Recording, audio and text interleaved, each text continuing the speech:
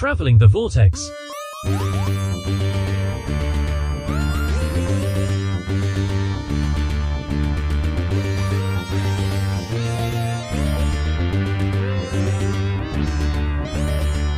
We've joined the Doctor as he travels the Vortex and arrive at episode 540. We've come to get our ball back. I'm Keith. I'm Sean. I'm Glenn. How are you guys doing? Pretty good. Doing good. Did you guys do anything fun this week? Everybody's caught up on Mandalorian, right? Except for what aired today. not the days. But we can talk about episode 1. Yes, episode 1. It's so good. Spoiler work? No, it's not. It was terrible. No, it is. It does nothing but set up plots for the rest of the season. That's all it does. That's what the first episode of a show is supposed to do at the beginning of the season. Not the way this one does. This one heavy-handedly does it. There's absolutely nothing. First of all, it opens and treats us like half of us didn't watch Book of Boba Fett or Mandalorian season 2.5. Half of us didn't. Because it goes through that whole exhibition of going, and he's got to go take a bath in order to get back in the cult. And so we go through that, which is just a repeat of what we already know he's got to do. And then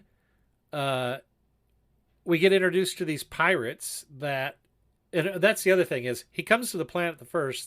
The big action piece of it is him flying in and saving the group of Mandos that he, is trying to get back into, and by shooting that beast. And that's a great scene. The setup scene's awesome. I loved it. I thought the visuals were really good and the action was fun. But then nothing happens for a while. He ends up going to meet, what's his name? Apollo Creed. And and the frustrating thing about that is he's trying so hard to get back into this cult that he absolutely shouldn't, because we all know that it's not good for him, because he's got, Grogu, and he could be a father, raise this kid. He already is. And he's already learned that other Mandalorians can take their helmets off. Right, exactly. And he's made this choice. And so, but he's still gung-ho to get back into this group. And so, but he goes to visit what's his name and spins his wheels there, because all that happens is him offering him a marshalship and a plot of land, which he should take anyway. And really, I mean, the show would be over if he did that. It wouldn't be exciting. There wouldn't be more adventures. I understand that. I'm not saying Book of Boba Fett 2.0. Yeah, well, I'm not saying that it would make for a good show. But when you do that and you realize the stupidity of turning something like that down, then that makes me mad. That frustrates me. I wish they hadn't done that. Maybe do that later, offer that to him, give it back. And then we set up some sort of little pirate plot. I like the fact that the whatever the place is that Apollo lives is, they're cleaning it up and it's changed. And we've got these pirates that show up to this school that used to be a pub, and they're throwing their weight around, and, they give them a lesson. But there's nothing to that. Other than being in an exciting little scene, it doesn't do anything except for set up the little chase scene. When they're going away and trying to go to find, were they on their way to Bo-Katan? I don't remember where they were headed. Anyway, yeah, they're headed to Bo-Katan. They're on their way, and then the pirates show up, and you think, oh, it's retribution for what happened on the planet. And no, it's a way to set up this other guy who's going to end up being an adversary in one of the plot lines of a story later on, and then that's it. There's nothing else. It ends, and it's like, what's the point of doing this 20 minutes? I mean, what it is a 20-minute setup that could have been done probably in 5 minutes, is a little short, and then got into the meat of it. Because I'm going to tip my hand just a little bit. The second episode's really good. And so I got really frustrated after I saw how good the second one was, because I thought, well, if I'm let down by the second one, then it's just the writing of the season. But the first episode's nothing happens. It's a bunch of exposition. It's a guy that's going to take a bath. He's telling us he's got to take a bath in order to get back in the cult. They decide, what was really cool? An asteroid field battle and chase in Empire Strikes Back. Let's do that again. And it feels like people love asteroids. It feels like a rehash and a catch-up of everything that's gone before, and they don't need to do that in this show. So anyway, that's my opinion. What'd you like about it? Keith, you want to field that one? Or? Go for it, Sean. Now they don't know. Glenn's got a point. It wasn't very good. I think to your points is the fact of that's why they should not have stepped away from the Book of Boba Fett the way they did. Stepped away from it or stepped away to it? In Book of Boba Fett, they shouldn't have stepped away to Mandalorian. They should have come up with another resolution for Boba Fett and given us that be the first episode. I think they could have had Mando show up at the end and have a cameo, but yeah, they didn't need all that Mandalorian stuff. They didn't need a whole episode of the Mandalorian in the Book of Boba Fett. No. That episode should have been episode 1 of the new season. Yeah, agreed. And then getting back Grogu and then going to get his redemption, quote unquote.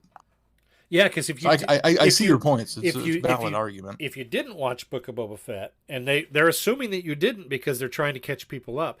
If you didn't watch Book of Boba Fett, though, you didn't know how he got back together with Grogu. You don't know how he got why he's wearing the chainmail armor that you can see underneath his little tunic. You don't get any of that yet. So I don't know. Bad decision. Sorry, I didn't mean to interrupt. I've already had my say. Okay, I will freely admit that maybe just the fact that, hey, Mando's back is what's got me excited about it. No, and I can see that. I mean, it is. I was excited. I jumped up and watched it first thing in the morning, but it is a little heavy-handed. But I think it's a different type of storytelling.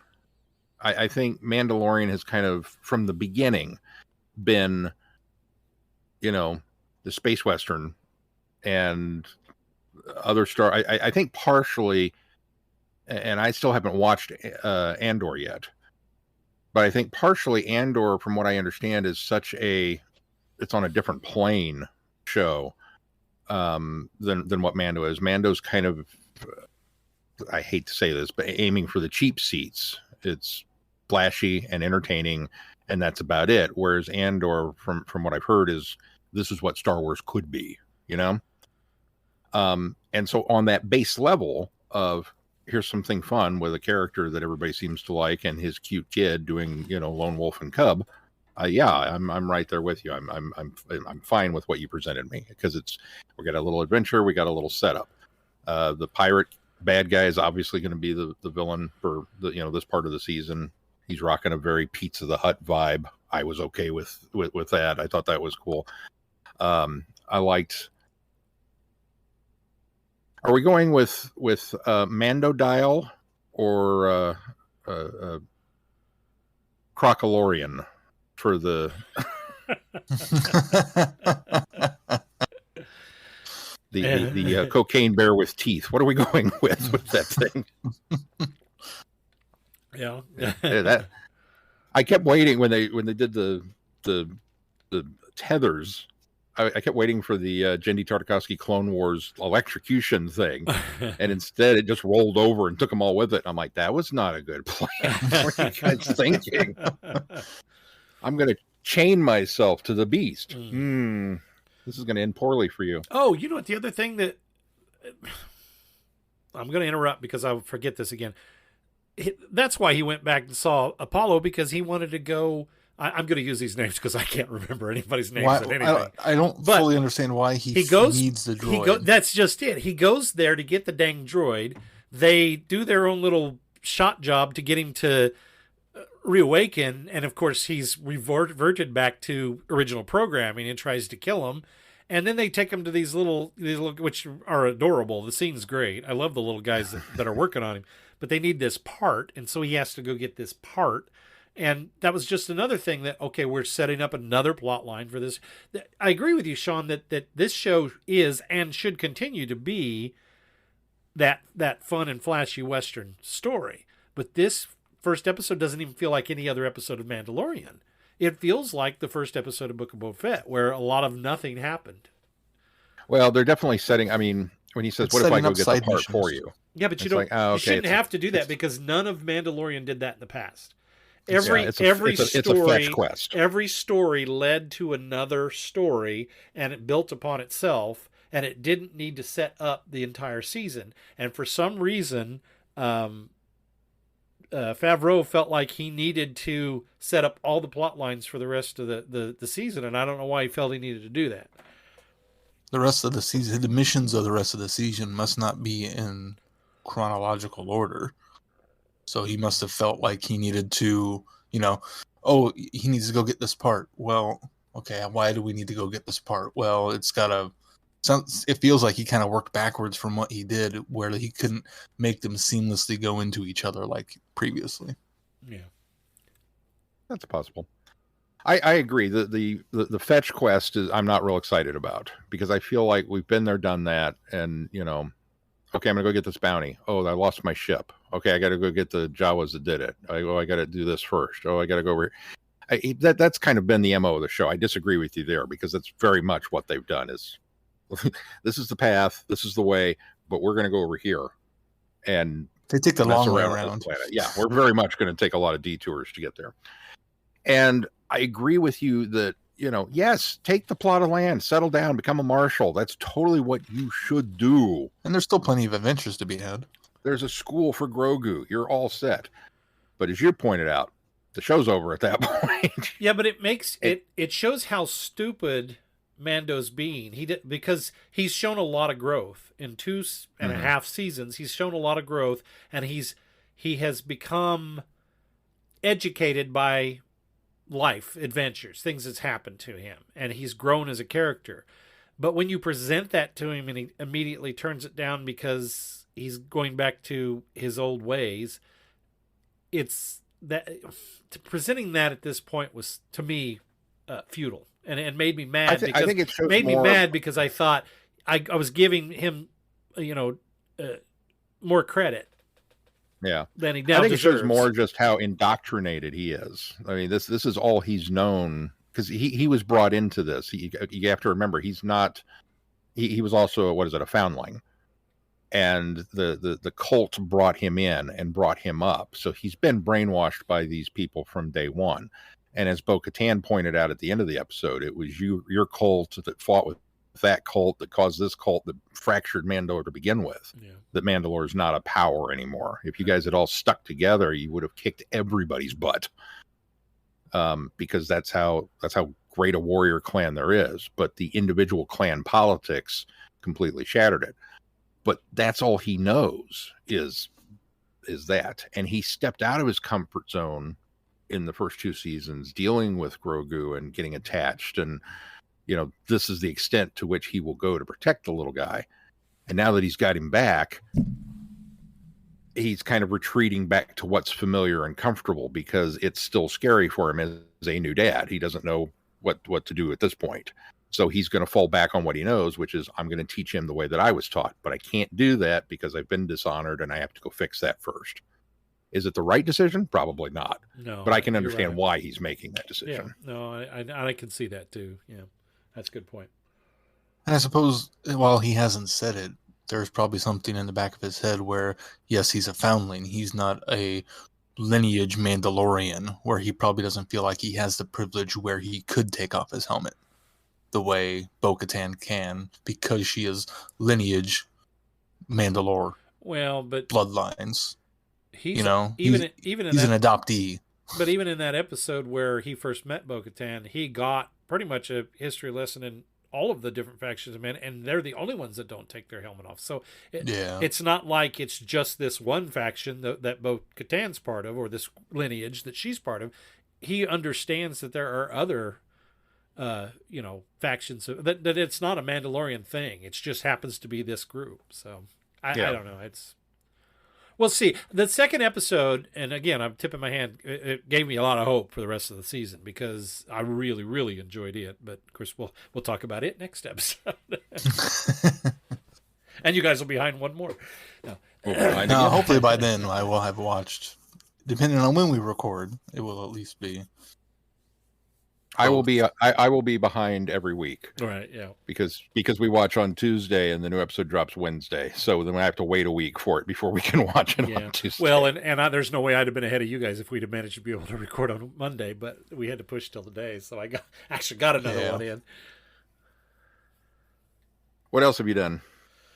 Oh, I was on the Five-ish Fangirls podcast the other day. We were, in fact, I think that released. I think that's out now, and we talked about Ant-Man: Quantumania, and we talked a little bit about it and what we thought of it, and then we kind of expanded and talked about consequences and speculation and looks down the road at the MCU as a whole. So it was a lot of fun. I was glad to be on there, and you can check that out by going to the Five-ish Fangirls website and download that episode. Be sure to check them out. We don't plug them as much as we probably should, but it's a cute little show, sort of birthed out of ours. These were gals that were listeners of our show, and we got to be really good friends with them, and then they got encouraged to go off and create their own show, and it's more about general fandom and niche fandom in general, but it's really good. Sounds like, is it a spoiler filled discussion about Quantumania? It is spoiler filled. So if you haven't seen Quantumania, don't listen to it yet. I take it, Sean, you have not gone to see it yet. I still haven't been out to see it. I finished my quest through the Miss Peregrine. I mentioned last week finished all the novels. I tracked down the movie from the library and watched it. Isn't it good? No. Oh, really? Is that because you read the books? It's because I read the books. I don't know how much of it I would have liked otherwise, anyways. But the first half of the movie, so I wound up watching it in two sittings. And the first half I walked away from going, wow, they did a really good job adapting that so far. There's a couple tweaks that are not quite right.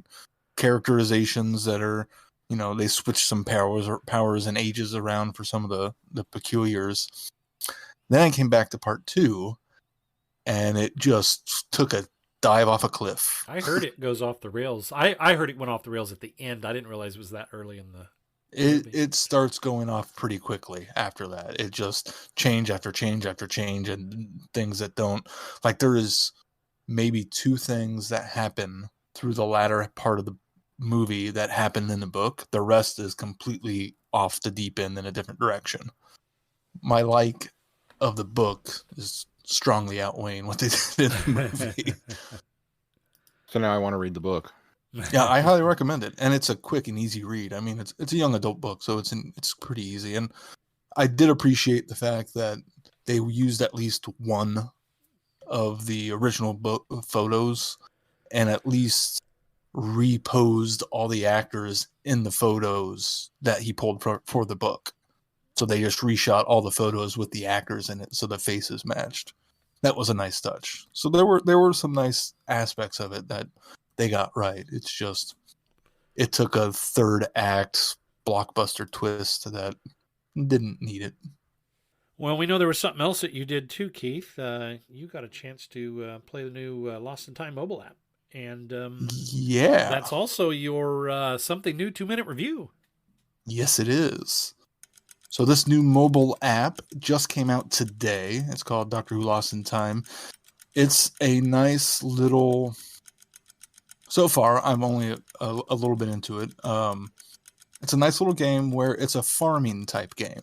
And I'm not normally a farming game fan, but you're the Doctor who's trapped with Yaz. So it's the 12th Doctor or 13th Doctor, and the TARDIS isn't working. So you have to collect Vortex energy in order to try to get the TARDIS to work again. And then you wind up interacting with prior versions of yourselves. K9 shows up and helps you out. You wind up, so you initially show up in unit base.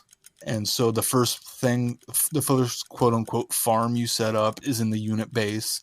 And you eventually unlock characters that can help add multipliers to the farms to make it easier to collect your Vortex energy.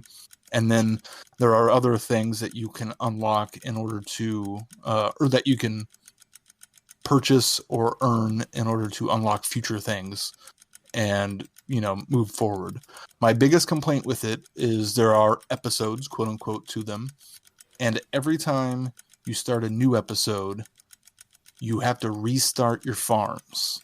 So that is my biggest complaint with it. Otherwise, it's really fun. The art is nice. It's got a nice feature where K9 can go and collect the vortex energy for you, so when you're away, it will automatically harvest it for you, so you don't lose anything.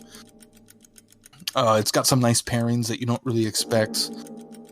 Tin and Sarah Jane are there, and Scaro. There's a lot of really cool stuff to it, so I'd recommend downloading it. The dialogue is pretty spot on. The characterization too. Oh, is it? Pretty good. Yeah. Well, There's music, but my phone's always on silent, so I don't know. I just downloaded it, so I'm gonna start playing tonight. Did you hear the uptick in his voice? Did you hear it? And we do the thing, and you got to do this, and Canine shows up. Yeah. I got excited. He did what get can excited. Well, very good. Sounds like fun, and I'm gonna check it out. Hello, fellow time travelers, and welcome to the Doctor Who Target Book Club podcast, the only podcast to discuss, in story order, all the Doctor Who novelizations. My name is Tony Whitt, and every 2 weeks or so, I'm joined by a 2 to 3 person discussion panel, including our so-called expert who's been a Who fan since 1979. That would be me. We also get the views of intermediate, casual, and novice fans who either have never seen the show or who have never read these books until these podcasts, including Dalton Hughes and Alison Fitzsayfried. You can find us on iTunes, Stitcher, Spotify, or wherever you find good podcasts, or even ones like ours. You're listening to Traveling the Vortex, a Direction Point podcast.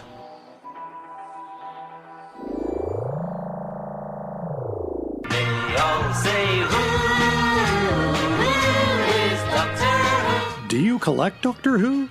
Do you have Doctor Who items and you don't know you collect Doctor Who? For all things in the Doctor Who collecting world, tune in to the Doctor Who Collectors Podcast, a Direction Point Network podcast. I am Larry Van Rosbergen, your host, and I have been collecting Doctor Who for 40 years. With popular features like collection protection and the most outrageous offer, we have a lot of fun. Available anywhere you get your podcasts. You're listening to Traveling the Vortex, a Direction Point Network podcast. All right, well, and of course this week we're doing Doctor Who, The Abominable Snowman. The animated version came out in North America just at the end of last year, and so we've all finally gotten a copy of it and managed to get it on the schedule, so that's going to be what we're reviewing. There is great danger. The Yeti! The abominable snowman!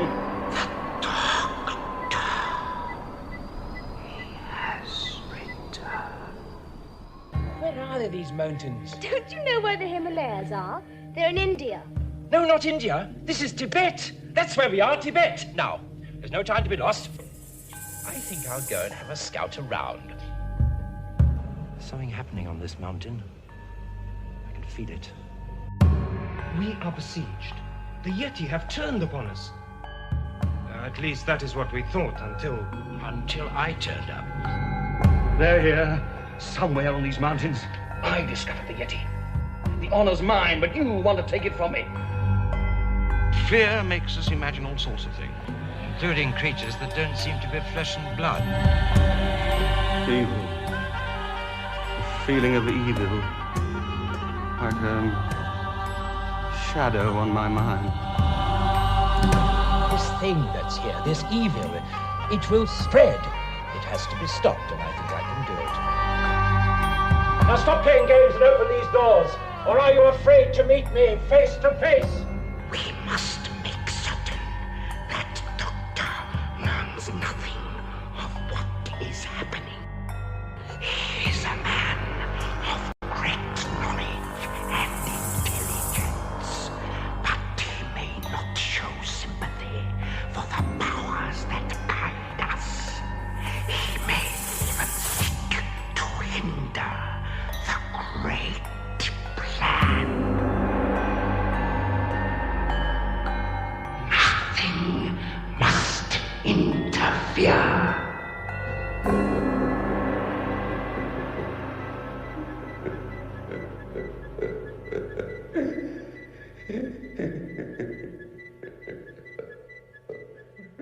Mysterious forces are at work in 1930s Tibet. Savage Yeti are besieging a Buddhist monastery. The second Doctor, Jamie and Victoria, arrive expecting a friendly welcome from the abbot, but soon become ensnared in the plans of the extra-dimensional being known as the Great Intelligence. Animation-wise, I would give it high marks. The animation is phenomenal. I think that this is, and this is the difficult thing about this, is we've already reviewed the story for this years ago when, I believe it was when the Snowman was debuting. We did Great Intelligence. We've got all this artificial intelligence stuff going on now. The Great Intelligence, we did an Adversary Archive. So we reviewed this, and of course we did Web of Fear because it had just been recently, the episodes had been recently found. Lost episodes have been recently found. So we actually reviewed this and went over the story. So I think probably what we're going to do is we'll focus more on the animation, but I think you can't talk about some of the way this is animated without rehashing some of the stories. So I think that's okay too, to discuss that a little bit. And if I remember correctly, Sean didn't get the recons watched back then. Not to throw you under the bus. I wasn't going to call him out, but I am. So I want, because I want to hear his input on the story. That's true. This would be Sean's first experience with the story too. It's funny you say that, because as I watched this, I knew that we had reviewed it, and I remembered nothing. And I could not for the life of me figure out. I was actually going to ask, did we review this? Did I miss it? Because I don't remember this. So yes, it was all new to me. And I'm totally gonna tip my hand here, and Andy will have to forgive me. Even having watched this now, I still feel like I'm fuzzy on the whole. What is the timeline of the Great Intelligence here? Because we're dropped into the middle in a way. This is the middle segment of this intelligence story of technically 4. This is the third one, because it'd be 2. Well, if you, here's how this works. Oh, okay. Because the Doctor shows up and he's been to the monastery before, but it was an adventure that we didn't get to see. And he was given the bell. And it had nothing to do with the Great Intelligence. Yeah, Great Intelligence. Now, was that episode actually filmed? No. It was it was just a callback. This was okay. He had helped them before.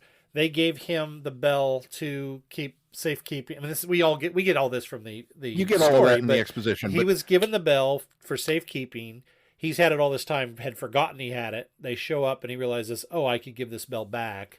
And that's all there is to that. I think but the bell's the way that's set up, it feels like. But the bell's necessary. There was a whole other adventure we just missed out on. No, it's not. Well, it's kind of an off-camera adventure, but it had nothing to do with the Great Intelligence. It just happened to do with this Tibetan monastery, and Padmas Samsava was, the abbot, or the whatever his title is, at that time too. I think that's just the bell is a way for us to recognize that something's afoot here, because Padmas Samsava, Padme is going to is going to, he shouldn't be around still, and so I think that's just it's a mechanism to set that up.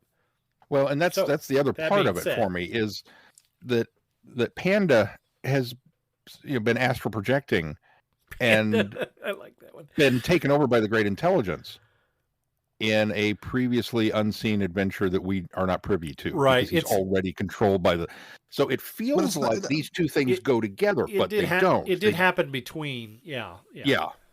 So that to me was, I spent a lot of wheel turning trying to figure out and literally trying to convince myself that this was the second Great Intelligence story and that Web of Fear comes first, and it doesn't. I really had to, because Travers is the wrong age, and there are a lot of pieces of this story. I mean, technically, it is the second Great Intelligence story, because now the Snowman comes first. So now the Snowman comes first. In the Intelligence's timeline, Snowman is first, then Abominable Snowman, and then Web of Fear. In the Doctor's timeline, it's the way we've had it. So right, and again, technically, there's a fourth adventure that's missing. That's actually episode 2. because the snowmen would come first from the Great Intelligence story arc. Then he would take over Panda. Then he comes to the monastery in Tibet. No, I mean, So I don't think we need an adventure where he takes over Panda. I think that's the idea, is that, I mean, we show up in episodes where things have happened that have set up events that we have to fix. So I don't think there's an in-between story here. I think that's the wrong way to say it. We just know that from the evidence in this story, we just know that Panda's been taken over by the Great Intelligence and has been manipulating the events here in order to take over the world. Right. And it just... Maybe there's actually a fourth story. It's called Downtime, and there's actually a fifth story. It's called. I mean, there's a whole bunch of intelligence. Yeah, there's a whole bunch more in the Lethbridge Stewart books. But I think that's my downfall. Seriously, you're coming at it from the wrong perspective. Really, I've done it backwards because I've come to it knowing all of the previous stories, and so I've just kind of mentally slotted the information I needed here. And then I got to here and found out, oh, we didn't give you all that in this one either. So it's just like, what happened to this story? But that, I get it. I don't need to be handheld most of the time. But this was an instance of, because of all of the lore that has been built up out of this, I still feel like I'm a little lost at times watching this going, okay, so when did he get zapped and why is he here and what's with the bell? Did I miss something with that? And I mean, there was just a lot of, I was very confused for most of it. Okay. So then once I realized that, no, I did miss it and didn't get to the recons, and this is my legit first viewing of this story, which I'm, once again, extremely grateful for animation. I love, love, love this animation style with these types of stories because it's just, I hesitate to say the perfect accompaniment, but it is the perfect accompaniment. There's something very familiar and warm about it, that they're taking this old school storytelling and pairing it with a very simplistic but good looking piece of animation. And it just reminded me all over again of why I didn't like Reign of Terror, because it's like, it just doesn't look right when you do it that way. And this one, it fits. I was very impressed with the fact that there are a lot of characters, not just Yeti, but the monks. There were many crowd scenes where they had stuff going on in an action set piece, and that they animated it. They nailed all of it. Now, maybe that's allowed because so much of the first 3 to 4 episodes, there's not a lot happening.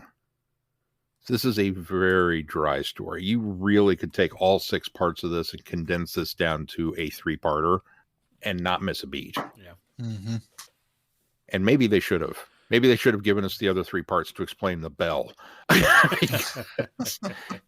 there was so much that, so much exposition of, oh, that happened earlier. Meanwhile, let's lock you up in the room again. Okay. I mean, and not even capture and escape kind of stuff. Just stay in the room. Okay. And now we're going to let you out of the room. You really hung up on Now we're going to put you back in the room. You really hung up on that bell, aren't you? I am hung up on the bell. He is. There's a whole fanfic waiting to happen about the bell. It's funny that you this is just marginally related, but it's funny that you are reminded that you didn't like Reign of Terror, how much you didn't like Reign of Terror, and you're praising the animation in this. But it's also kind of funny that the group that did, they co-animated Reign of Terror was Planet 55 Productions, which is who Big Finish Creative bought out and who they've become. And Big Finish Creatives who did the animation for this one. So this group, this animation house, actually co-animated Reign of Terror. But do you see the difference in style? Yes. That's where, Well, they took those CG computer skills and put them to the backgrounds, because the backgrounds look absolutely great. Phenomenal. Yeah. They did look great. And I think that's what they've done good is they've taken and I think I like this one better than I think I praised Galaxy 4, even though I think it had moments where it was too bright and they took too many liberties. This one I liked even better, and I think they did a better job. And I'm with you. I think that the animation serves the story well, but it does, at least with Galaxy 4, I felt like the animation took care of some of the pacing of that story, although that story doesn't have a pacing problem like this one does. But it makes this animation makes the pacing problem, to me, even more obvious in this one. And the reason being is because if you're seeing this, I think, in live action, and I have seen the second episode because I watched it back when we reviewed this the first time. But if you I made sure to watch the live action one. I've actually even seen it since then, but it hasn't been real recent. Anyway, but when you watch that, in live action, some of that drawn out, the parts that are very drawn out, I don't want to say they're very visual, but they almost feel necessary because it's in live action, and you're seeing more of what's happening. You're seeing the emotion in faces. You're seeing those kind of things, the pausing, the sneaking around. There's more personality that comes out in the performance. In the animation, there's more tension building. Yeah, and in the animation, they try their best to fill those, especially those silent gaps where there's not a lot going on. They do try to fill those, but they feel compelled to slow the character down unnecessarily in order to try to draw some of that attention. But it kind of backfires and doesn't work. And so I think the animation makes some of those long drawn out pieces that there's not a lot of audio happening a lot more obvious. And so that's what I don't like about this. I do like that if you watch the Telesnap version and the existing episode, the monastery itself is very confined and small and limited. I do like that they've backed up and they've widened out. You see a lot more of the upper level of the monastery. You see a lot more wider shots. They chose to stay on a lot of wider shots. They didn't come in to faces and to things as often as they've done in some of the other animations, and not just this animation house, but other animation houses where they've done a lot of cuts. This one did a lot more static shots, which I thought really looked good because the backgrounds look so incredible. Also, I don't think it's as vast and wide open as Fury of the Deep, which I felt at times they'd open that up almost too much. And so I think that this kind of meets that meld between that and Galaxy 4 and kind of makes the animation better. So in that sense, I think visually there's a lot of things that are better about it. Yeah, I'd agree with all of that. I think they got better on the facial emotions too on all the characters. I felt like there was a lot more there than we have previously in the past. I agree. Yeah. What else were you going to say, Glenn? Oh, just that I had forgotten how cute and cuddly the Yeti look in this one. They're not so much in fear, but this one they look so cute and cuddly. But I think the animation, while they were trying to still draw and be faithful to that style, they didn't look as cute and cuddly in the animation. So I think that was also an improvement. Because if you go back and you watch the live action ones, they look just big giant teddy bears. They're not very menacing at all in the live action anyway. Well, and they kind of accentuate and make them be able to move a little better, I think, in the animation. I think the other thing about this, as far as the pacing goes, the serial, and we've talked about this in things in the past, was meant to watch a week at a time. So 20 minutes of a slow-paced story doesn't feel as long and drawn out. But when it comes out in animation, we feel compelled to watch all of it at once because it feels like a Disney movie or it feels like an animated film. And so we tend to watch it all together. And I think that the story would be more enjoyable even in the animation, in slow doses. See, I did not sit down and watch them all at once. So I didn't have as... Oh, how did you watch them, Sean? I watched them over my lunch breaks at work, and I watched one episode a day. So I was limiting myself to just that one, 20 some odd minute segment, and then I'd step away from it, and then I would come back the next day and watch another 20 some odd minute segment. And I feel like I don't disagree with you, Glenn. I think the impetus is there for us to omnibus things and try and just devour the whole story arc at once, especially in animation. But I really wanted to slow down, and because of that, we've talked about that before in the especially with a capture escape cycle or something where you want to, you have to remember this was a different style of TV telling or storytelling back in the day. And so I purposely did that with this one. And there's some, in a way, it extremely helped because of the pacing issues of the story. I think if I'd tried to sit through, a 2.5 hour block of it all at once, it would have been like, ugh. and I didn't even watch the entire 2.5 hour block. I think I watched it in 2 parts. I think I watched 3 stories one day, or 3 episodes one day and 3 episodes the next. But so yeah, breaking it up into smaller doses definitely helped. But what didn't help is the overall story arc, where it's just, well, it feels like I just watched this because we're back in this silly room, we're just, somebody else left stay in the house, Carl. I mean, that's what I kind of felt like I was screaming at the whole time. I think there's Yetis out there. Why would you go on the mountain again? It does feel very claustrophobic in one location. I do think that you should watch the surviving episode for sure, just to get better looks of the Hills of Wales that they shot in, that was a stand-in for Tibet. But did you guys watch the bonus feature? I did, and it's Troughton in Tibet. Yeah, it's even more gorgeous. They almost didn't do it justice. Yeah, no, you're right. But that being said, I am glad that they stayed true to even some of the visuals of that. They could have easily said, okay, we're going to animate this as though they're actually in the Himalayas.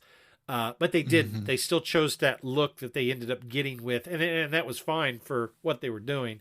And so I appreciated that we still got that. But yeah, that Troughton in Tibet with Haydock and Fraser and the makeup lady, I can't remember her name. That was really, really good. That was enjoyable to watch how they used all that location shooting. Sean, it's funny that you struggled with the latter half or the first half, because I struggled with the latter half. Really? Kind of I don't know if it felt like the animation didn't quite probably do the action justice enough, that it just wasn't. It just felt dragged out and took forever on the latter half of the story for me than the first half. I guess I like the mystery, the intrigue and the mystery of everything, and the build up to how things are going to go. There's something to be said for that, because the animation style definitely benefits a big lumbering monster. We've joked about, here comes a Doctor Who monster lumbering out of the ocean, or here they come lumbering out of the dark, or here they come in a cave, or they're always lumbering. They have this kind of slow gait to it, and yet the Yeti, that's the perfect personification of that. When you talk about a lumbering beast, this is exactly what comes to mind, is this giant fur-covered claws, and it staggers as it goes back and forth across the screen, and the animation is like, yeah, that's it, that's a lumber. Good job, guys. You nailed it. Although even when I've seen lumbering beasts, I don't even think these were as lumbering as some were. They moved at a good pace, but still gave that lumbering effect, that necessity for that. Yeah, so I think that looked good. I thought that I very agree. effective. I think what I've seen even recently in reading other people's reviews is people talking about how they've accused Victoria of being disrespectful in entering the inner sanctum or whatever it is. In watching it after seeing those reviews, I don't see that at all, because it's not like she's barging in there as though she has some privilege. She's going in there mostly out of necessity, and I mean, they know something's up here. Partially out of curiosity. Yeah, and something's going on here, and I think she's well aware. And it's that exploratory nature of being with the Doctor and trying to find out what exactly is happening here. And so I think she's being falsely criticized for, that, or the character's being falsely criticized for that, because I kind of feel that it's made clear to us that, it's curiosity, and it's exploratory, because she's trying to find out, get to the bottom of what's going on here. if anything, it's far less egregious than Sarah Jane going, "Oh, restricted. What's in this room?" and barging in. Right, Think tank. Investigative reporter or not, be damned. It says keep out, woman. And Victoria, I feel like, as you said, she had a reason to investigate this, despite everybody saying, "Oh, don't go in there, don't bother the guy." It's like, yeah, but we've looked everywhere else. Yeah. Well, and it's a little frustrating also that once she gets in there, then she falls into the companion trope of getting hypnotized, and then that takes a whole episode in and of itself to get her unhypnotized, and so I get why they sent her in there, but it also becomes a little frustrating on the back end of it in that aspect. Well, and I was so happy when they got there, and Jamie and Tommy they're smashing up the machinery. Not the important looking machinery, mind you, just the stuff on the wall. But okay, well, they're doing their thing. And the doctor is paralyzed as he's fighting with the great intelligence. And you can tell that there's some sort of mental force standoff, even though they're not moving. I mean, it's not like they didn't animate the Aquaman rays or anything. It was just there. And it worked. It totally worked for it. And then Victoria comes in, and I'm like, oh, Victoria's going to get to save the day. This will be great. Nope. She's just going to stand there and scream, I can't do it. And it's like, aw. I was really hoping for more. I mean, as we've got to see more Victoria, overall, she's not as much of the screaming Violet as everyone kind of thought she was. But then there are instances where she does wind up falling into that trope. And it's a shame because she's so good when she's not doing that sort of thing. Mm-hmm. Especially considering she's a period character, She's from Victoria. Yeah, I was really hoping for other Victoria instead of this Victoria when we got to that scene. Yeah. But it is what it is, the 60s. I did like. Go ahead. One of the things that part of why it feels like probably the latter half struggles is the Doctor is much more subdued in this story. The Troughtonisms and the Troughton-esseness of this Doctor isn't as strong later in the later half of the stories, where he's a little bit more prominent, a little more in the front, a little bit more the Doctor we're used to. And I don't know if it's the gravity of the situation that makes him go a bit more serious and a bit more withdrawn, or why exactly, but there's a change somewhere there in the latter half of the story that makes him just not as large of a presence as he normally is. Well, I think, and that's why I like the Troughton story. It's Troughton, and he's so good. And while it's a good performance, it's just such a different performance than what I'm used to from him that it takes the enjoyment down a little bit for me. I think it's a little bit there in the beginning, because what seemed a bit off for me was the Doctor's insistence that Jamie and Victoria stay in the TARDIS and he go off and do this. And we haven't had that a lot of times with the Troughton Doctor, where he feels like he needs to put his companions, out of reach of danger. I mean, he's not running them headlong into, terrible situations, but he's never really felt this protective of them. And so that was a little offsetting at the beginning. And I think that leads to sort of that standoffishness and, almost isolation the feeling of isolation that you get with his character, because he's continuing to go off and do things on his own. And I never got the impression he thought there was a danger there. Like, he doesn't know there's Yeti. He doesn't know the great intelligence is there. So why leave them behind? Right. Maybe he just thought he was going to pop in and drop the bell off. I don't I think I disagree with that. Before that reason, I think his insistence on, oh, no, you stay. I'll go and do this real quick and let you know when it's safe. He's already on guard about something, and we don't know what it is. And my whole confusion about the bell, I think that fed into that. I think I picked up on that, and that's another reason why. Okay, there's obviously some history here beyond. You know what I mean? I feel like that played into that. So that makes sense. Yeah, definitely. There's an oddness about that. I do like the change of look for Padma Samsava. I think that at least in the last episode of the reconstruction, it's very clearly that they've used, prosthetics or makeup in order to make the guy look older. But it doesn't quite. I mean, it works. It works for the story when you see that alone. But then when you see this, and he's kind of more ethereal and more of a monster, I think mummified. Yeah, mummified. It works a lot better, especially at the end when he just kind of poofs to dust. Because it sounds like from the behind the scenes thing, they originally, now we wouldn't have got to see this on TV anyway because they cut it, but it sounds like they melted a skull and kind of had a gruesome end that way. Which would have been Indiana Jones death. Yeah, which would have been very effective as well. Well, and even Dragonfire death, we had the same thing. Yeah, that's true. But it would have been effective as well. But I think this worked because he is such, in that mummified state, or seems to be in that mummified fight, that when he just kind of, poofs into dust, it really works. It's effective. Yeah, I like the animation of him.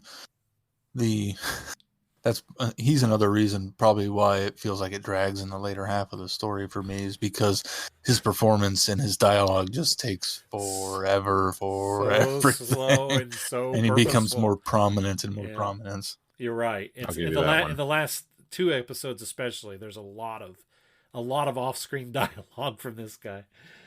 And he does a great job. It just takes forever to do it because he alternates between that sinister and the normal so well.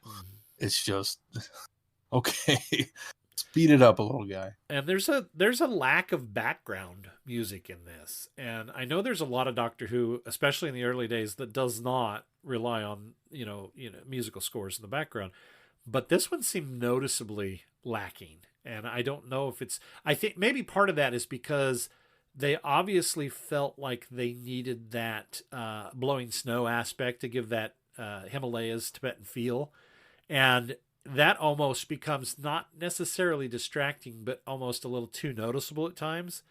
To the point where I felt like that should have kind of blended into the background. And sometimes I was sitting there thinking, wow, that wind's really blowing out there. I don't know if you guys noticed that either. I did. And in fact, I think this one, not that I'm an advocate for changing things for the sake of changing them, but I'd be curious if you took, say a Tom Baker soundtrack with the bum bum bum, that particular music cue that they use frequently in the thumb, and put that to this story,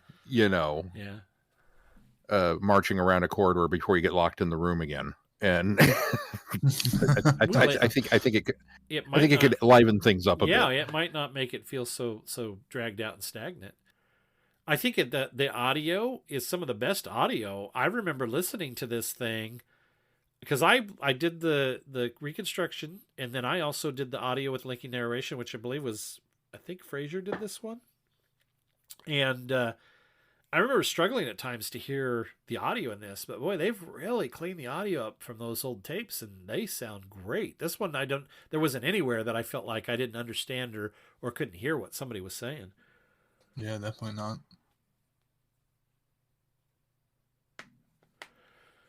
Well, anything on this? I guess, until the realization watching this was until there's an official announcement. We have the unofficial announcement that there is some, but this is the last animation for now. So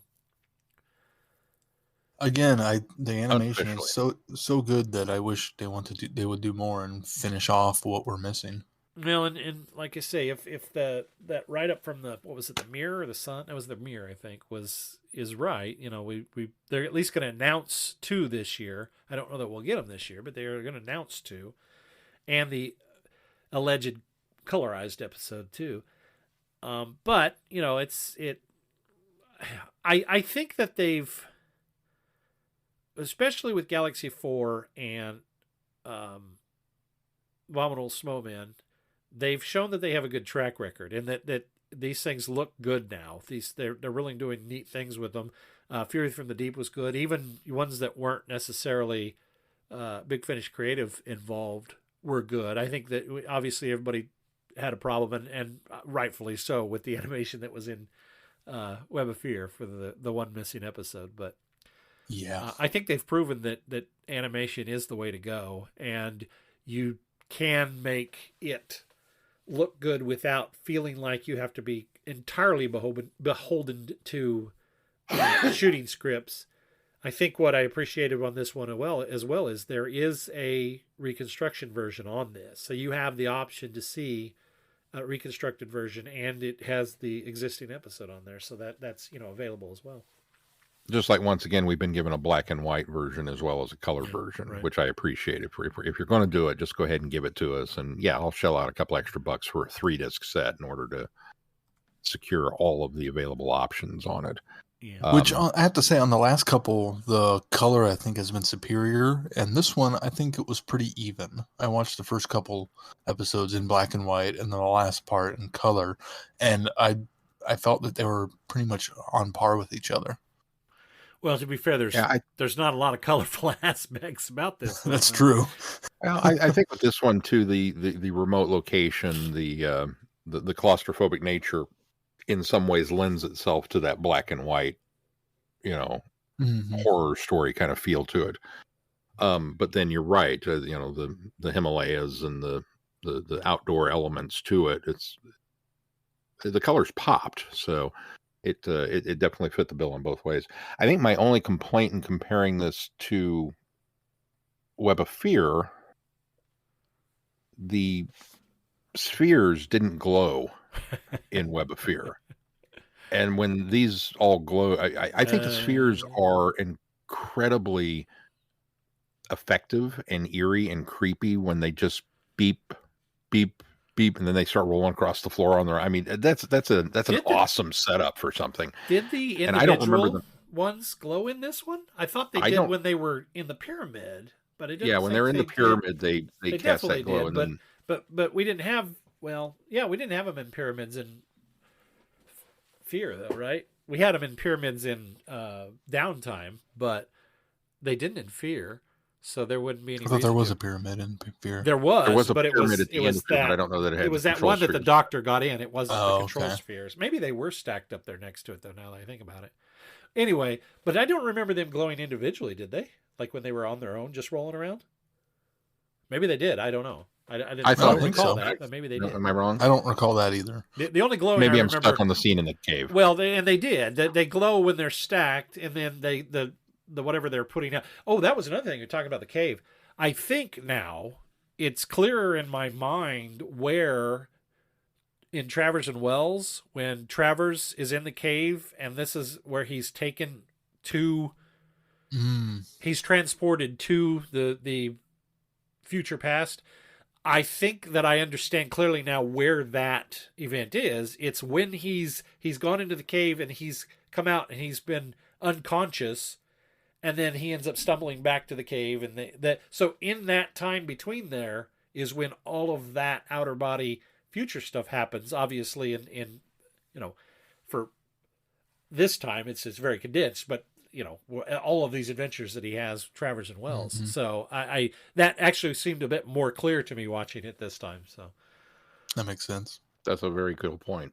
We put out on Twitter a tweet asking that if anybody wanted to give us a little quick review, they could do so. We did get a response from Rob over at the Doctor Who show. And he says, some good ideas, interesting characters, and great location, but it doesn't really come together. It is, in effect, a total snooze fest. It just drags along, and it doesn't really do much in the end. Watch it for the sake of watching it, and that's about all I can say. And I think he's probably right there in some aspects of that. Hi, I'm Rupert Booth. I am known as Paul Ferry. My name is Barry Williams. Together, we host Time Ram. Time Ram's a cruel mistress.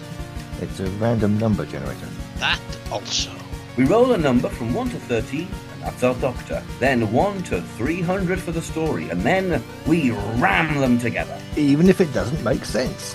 Cruel, I tell you. Time Ram, putting the wrong doctors in the wrong stories, so you don't have to. You're listening to Travelling the Vortex.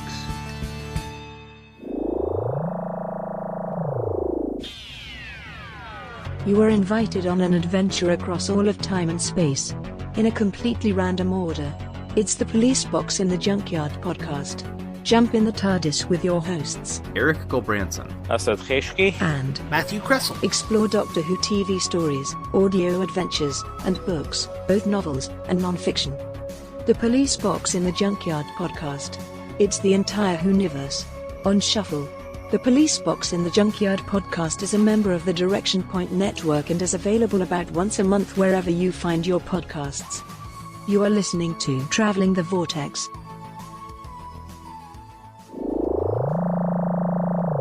Sean, what do you got coming up with the schedule? Well, coming up next, we dip back into the Time War with The War Doctor Begins, box set number 2, Warbringer, and we will cover all of the elements of that story. And then we start our look at Season 6B, so you're going to get some more Troughton. We will cover the novelization, the Target novelization of the War Games, and then a short trip BBC book called War Crimes. And then we'll go back to the Time War with War Doctor Begins 3 Battlegrounds. And then some really fun stuff that I'm excited for with our 60th anniversary tie-in this year. The Doctor Who Weekly Panini Comics, The Iron Legion, and then also the comic strip adaptations that Big Finish did of that story. So I think that's going to be a great compare and contrast. A lot of fun. All of that and more. All right, you can find us on our website, travelingthevortex.com. If you get any value out of this podcast, why not consider putting some value back into it? You can do that by clicking on our Patreon link and consider supporting us.